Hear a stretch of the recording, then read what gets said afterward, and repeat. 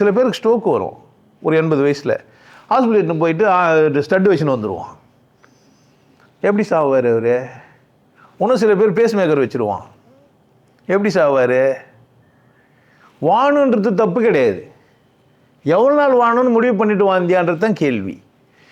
பிறந்து புத்தி செஞ்சோடனே முதல்ல அவனுக்கு சொல்ல வேண்டியது என்னன்னா, எப்போ எல்லோரும் சாவுறாங்க, நீ எந்த வயசில் சாவலான்ங்கிற? புரியுதா? இப்போ கூட ஒரு சந்தர்ப்பம், இப்போவே நீங்கள் என்ன பண்ணிக்கலாம், இந்த வீடியோ பார்த்துட்டு இருக்கும்போதே ஒரு டேட்டை ஃபிக்ஸ் பண்ணி மரியாதையாக சாவத்துக்கு, அது வரைக்கும் நீங்கள் சாவு வராதுங்க. அப்படி நீங்கள் ஃபிக்ஸ் பண்ணால் அது வரைக்கும் என்ன ஆகாது, கவனமாகவும் இருப்பீங்க. அப்போ மூத்திரமெல்லாம் பத்துன்னு மேலே இருக்க வேண்டிய அவசியம் இல்லவே இல்லை. எல்லோரும் அதை செய்யலாம். நம்மளே யோசித்து நம்ம ஒரு நாள் செத்துருவோம். இப்போ நான் இருக்கிறேன், நான் பிறந்து வாழ்ந்துன்னுக்கிறேன், நான் ஒரு வயசு தீர்மானம் பண்ணிக்கினேன். அந்த வயசில் என்ன பண்ணேன் நான், அந்த வயசில் சாவாக ரெடி ஆகிடணும். வெட்டிப்படையெல்லாம் கட்டி வச்சுருந்தா வர ட்ரெயின் ஏற்றின்னு போயிடும், ஒன்றும் பிரச்சனை கிடையாது. ஒரு 2 ஹவர் இல்லை 2 நாள் இல்லை 2 வருஷம், ஒரு 3 வருஷம் பொறுத்து வரும் ட்ரெயின்.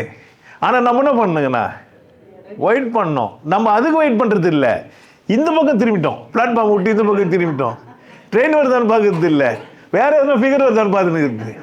இல்லை முறுக்கு இடி அப்போ சம்சா அந்த ஸ்டால்லாம் வச்சுருப்பானுங்களே இப்போ பிளாட்ஃபார்மில், அதை போய் பார்த்துன்னு இருக்குது. ட்ரெயின் போயிடும்.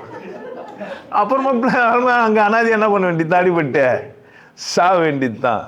அதனால் மரியாதையாரு, போகிறத முடிவு பண்ணிட்டு அழகாக போ.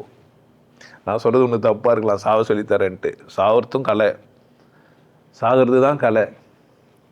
அழகாக சாகணும், துர்மரணம் வரக்கூடாது, விபத்து வரக்கூடாது.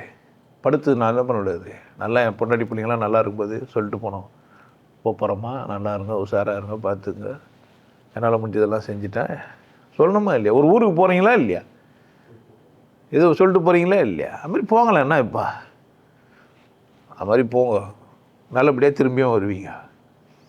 இல்லை திரும்பவும் வரக்கூடாத இடம்லாம் என்கிட்ட இருக்குது, எங்கே போகிறோம் அது எப்படி வரணுன்றது ரகசியம், வியாபாரம்.